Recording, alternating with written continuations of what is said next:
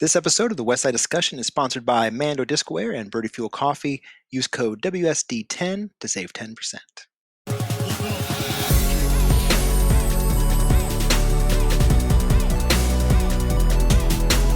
Welcome back to the Westside Discussion podcast. My name is Jay. This is episode 4. Today I'm joined by Team Westside veteran Jared Stoll. Jared is finishing up another year touring on the road.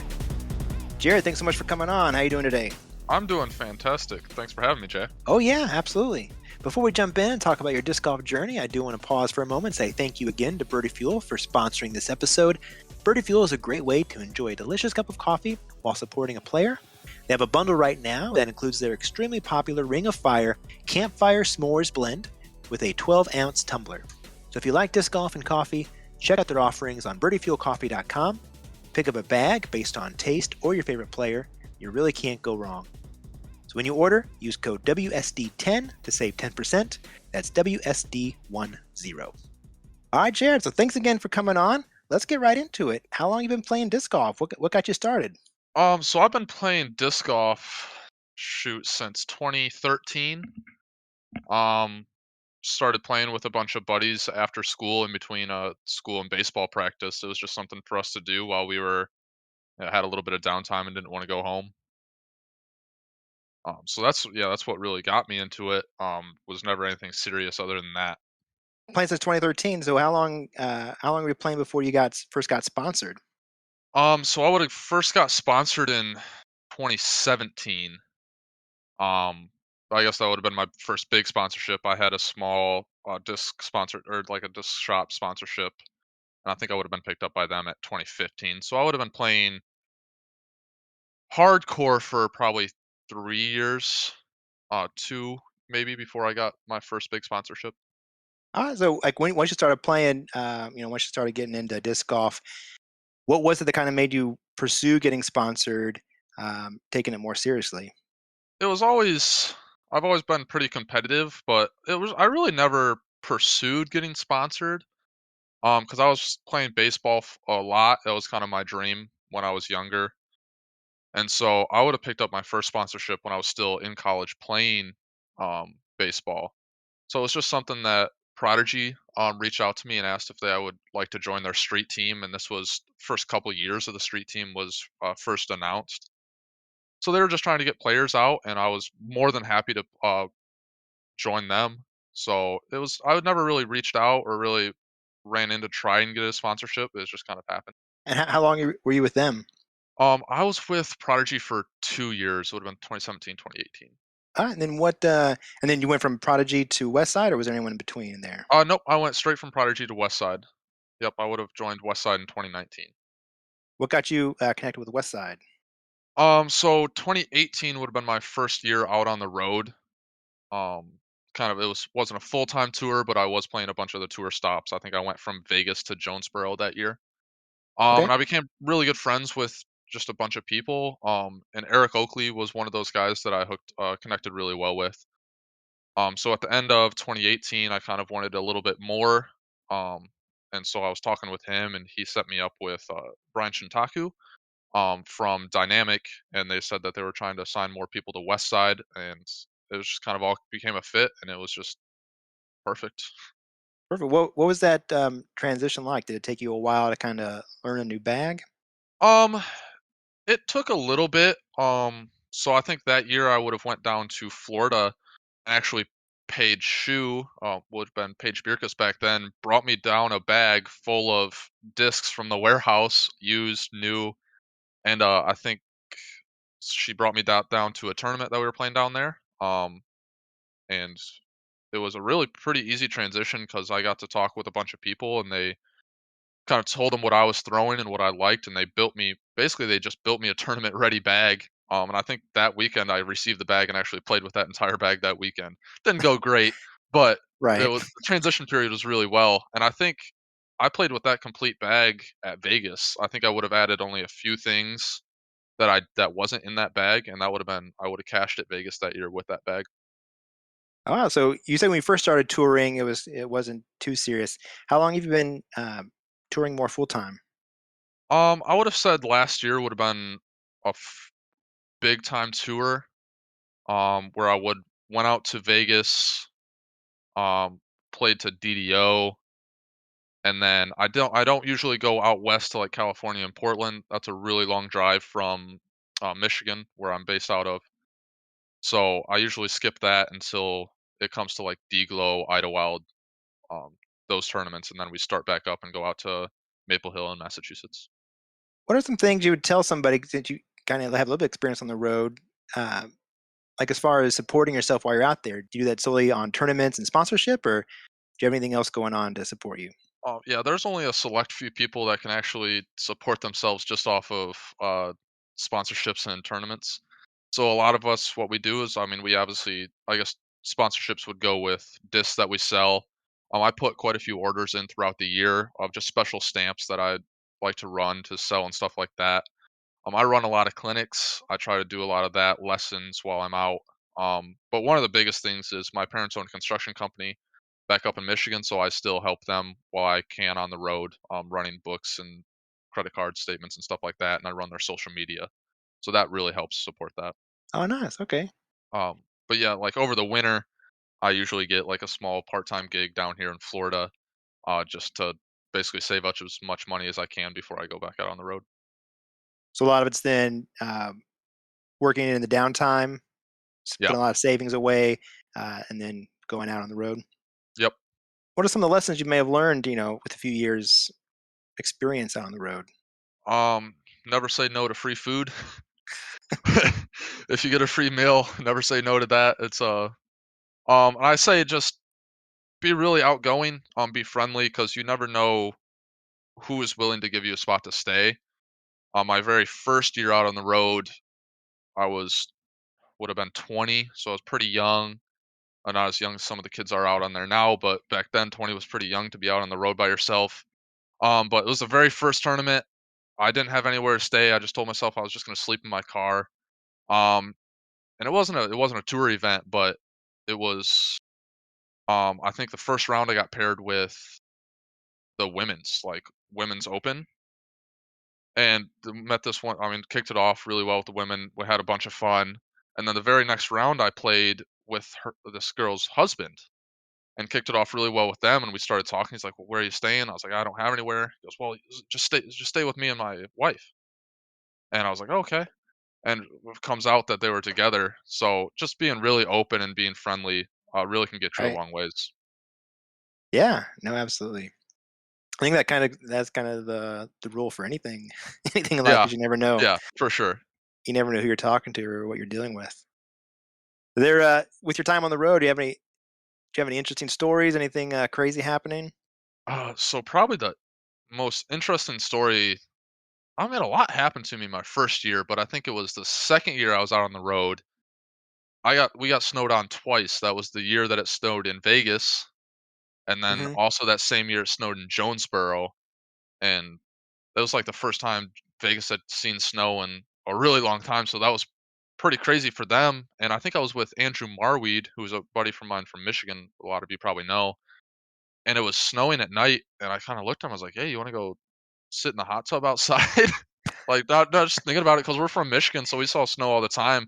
Right. And so we were walking down through the lobby in our no shirt on, swim trunks with a towel wrapped around our necks, and the front desk lady just looked at us and goes, "What are you guys doing?" Like, "Oh, we're gonna go sit in the hot tub." And the look she gave us, I can't even describe it. She just like dumbfounded. It was probably the best word I could use. Did not know what we were doing, but it was pretty Yeah. cool. He was sitting in. I mean, it wasn't. It would have been like 40, but sitting in a hot tub, so it wasn't that bad. Yeah. It's hot in the water. So let's go talk about Westside a bit more. So how long again have you been with Westside? How many years? This will be my fourth year. Your fourth year, I think and I'll be you coming on to my fourth year. Yeah, 2019, 2020, 2021. So this is end of my third year right now. so you've been there a while. A veteran on Team Westside. What are some things that have kind of changed as far as sponsorship with Westside goes over the years? For me personally, quite a bit has changed. When I first signed on, I wasn't very rated very high, so they weren't giving me a whole lot, which obviously I can't expect. But throughout the years, I've been put more into. I get to test out some discs every now and then. I got to throw the adder before quite a few people got to throw it. Um, so it's just moving more into getting. up higher in the ranks, whereas they asked me for input on some certain stuff. This year was a first for me. I got a tour series, which was really cool. Kind of more of like a fundraiser, I guess, but Mhm. I think three of us got it. I know Zach was one. We got the BT Hybrid Gatekeepers, which was completely awesome. So just it's more and more stuff is coming. But yeah, I mean, not a whole lot has changed. But just getting more into the company as I go.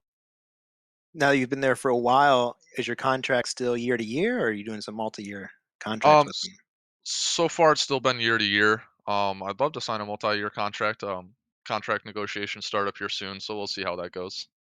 Okay. So you said when you first started out, they weren't giving you as much stuff. So players starting out, maybe even lower rated players, maybe aren't getting the newer discs to try them out early. Yeah, I mean every team member gets the new stuff, but I was able to get like the prototype and throw that. I know I hooked up with like Gabe out in a few tournaments and he had them, so I was able to test those out and give kind of inputs back on that. So like as Okay. my first year, I would have never had that opportunity, but going on, it's been a little better. Awesome. So what's your off season going to look like? Um, right now my off season is looking pretty normal. I just got down to Florida, would have been Monday night, so we're kind of setting up. Just getting everything situated down here. I'll probably start looking for a little part-time job here soon. Just playing tournaments, running clinics, doing lessons, just scraping together some money. So down in Florida, so you're probably not going to stop playing disc golf like some of the other players, or at least have a little bit better weather playing it. So still playing through the rest of the year. Yep, I still have tournaments booked throughout the year. Florida has four A tiers down here this winter, so I'll be trying to hit all those, and then B tiers, C tiers throughout the winter.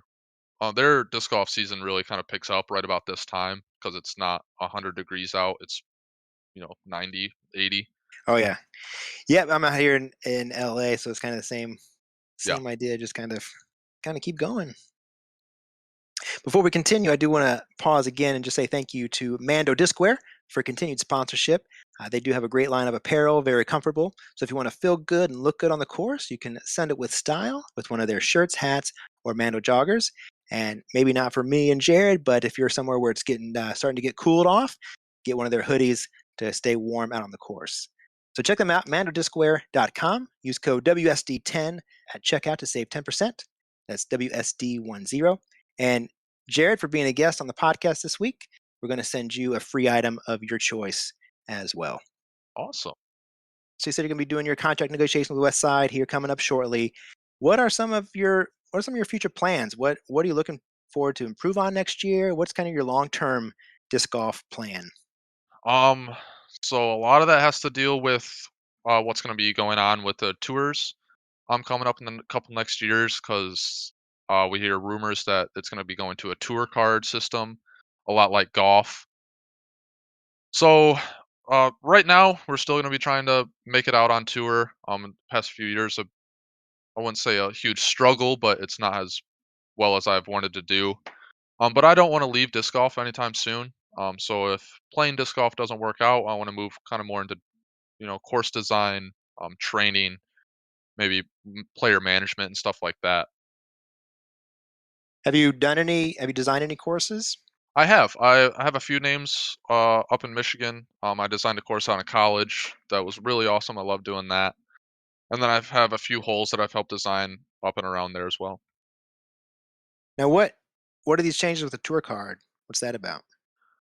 So it's all I know it was supposed to come out before registration opened up for Vegas, but I don't think it happened. But I know earlier this year, Ultiworld did a article on it that the tour card system is going to be top 72 players in tour points gets a tour card, and that tour card gives you full access to all the tournaments. So you have an instant spot held for you, so you don't have to worry about sitting at your laptop at 12 o'clock at night waiting for registration to open. And with that tour card, you're gonna get. I'm trying to think of everything it gives you, but it's like You're gonna get full-time, like, media, you have media regulations that you have to do for Disc Golf Pro Tour. You got parking, security, it was a whole bunch of list of things. I can't really think about it right now.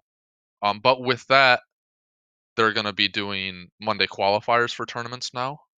Uh, Mm. so top 2 maybe on the Monday will get into the tournament, and then they'll be doing regional qualifiers to, qualify for a tour card all throughout the United States.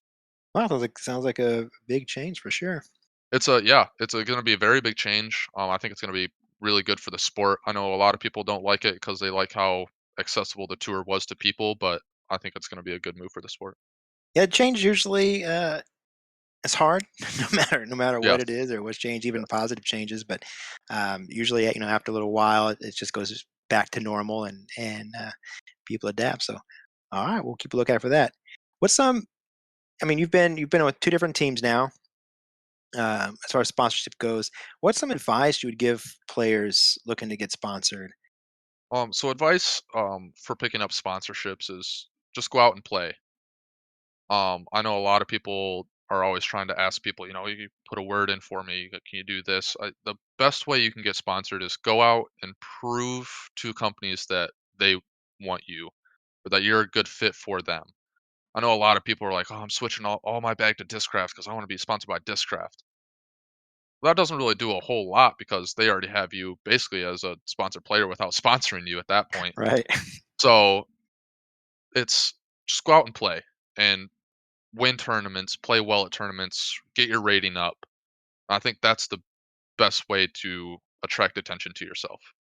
And social media attention right now is obviously a huge key in that. So get a good social media following, build your Instagram, your Facebook, maybe a YouTube channel, and that'll help a lot.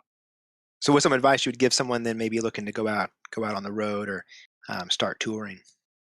Don't be scared. Just go and do it. I think when I first went out on tour, I was like I want to say like 930 rated.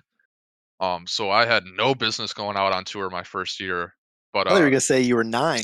You were oh 9 no, years old going, no, so if I can do it at 9, you can go out. yeah, no, I was 930 rated. I had no business being out there, but I told myself I want to do this, and if it's for a year, I can say I did it. Um, so just don't be scared. Go out and do it. Grab a buddy. Travel buddies are always help so much because it cuts all your costs in half. Um, it's yeah, it's really hard to say because now we're getting into this tour card system and all that. So it's gonna be hard for newer players to actually go do it, but while you still can, just work in the winter, save up your money, and just, just go do it. I heard another interview this week as well, and this was kind of the same type of thing. Like, say, work when you can when you're not playing disc golf. Work, save money, and then take that money and go do it. Yep. That's great advice. Yeah, do it while you can. You're not going to look back, years later about and regretting the things you did. A lot of regrets going to be things you didn't do. So, I think that's great advice. Yeah, I mean, my first year out on tour, I didn't cash in any events. It was a struggle the entire time, but if I didn't do that, I wouldn't be sitting here where I am today. So yeah, just do it. Right. That's awesome. So, where you mentioned doing clinics and things like that, where can people kind of follow you and know when and where these clinics are happening? So I usually try to post on Facebook pages of like the courses I'm going to or clubs and stuff like that. I'll get a hold of club leaders and we'll paste on their Facebook. If not, it's usually maybe like my Instagram or Facebook and stuff like that. If you want to contact me and do a personal lesson, it's all through my Instagram and Facebook. Are those lessons in person only, or you do like video call stuff? I've never did video call stuff, but I'd love to do it. I'd love to give it a shot. I think it's pretty. I wouldn't say basic, but I would have the gist on how to do it. All right. Well, thanks again for coming on. Is there any last things you'd want to plug, say, or add? Um, Skybreed Disc Doubles skins. There was a skins match that was recorded out at Ledgestone this year. I was a host, so if you guys want a good watch, that just got posted. It was posted by Sky Heiser Productions on their YouTube, so go check that out. All right. Perfect. We'll check that out. Thanks again for coming on. Thank you so much for listening. This is the Westside Discussion Podcast. I want to thank Jared Stoll again for coming on. Thank you to the sponsors, Mando Discware and Birdie Fuel Coffee. The theme song is What Would You Be Like by Akira the Don. We'll continue the discussion next time.